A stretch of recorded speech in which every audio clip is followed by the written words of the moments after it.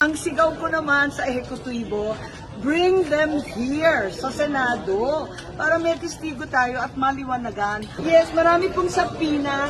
Tulad ng sinabi ko kanina, kung ang sigaw ng taong bayan para kay dating Pangulo, Presidente Duterte, ay bring him home, ang sigaw ko naman sa ehekutibo, bring them here sa Senado para may testigo tayo at maliwanagan ang mga tao. Napakarami pong tanong. Ngayon, dala-dala ko ang iba't ibang sapina. Pagkahaba-haba po ito, hindi naman siguro covered ang bawat pulis ng executive privilege at ng subjudice.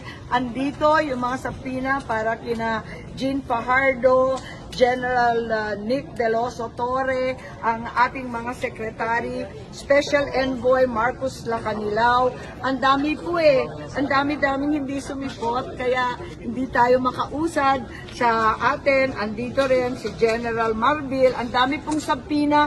Ang problema ko, talagang kinakailangan pirmahan ito.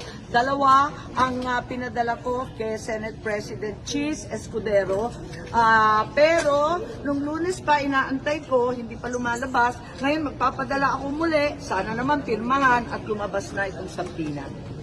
Kabila ng pag-aaral nila, alamin naman nila na may limitasyon ng executive privilege at yung subjudice.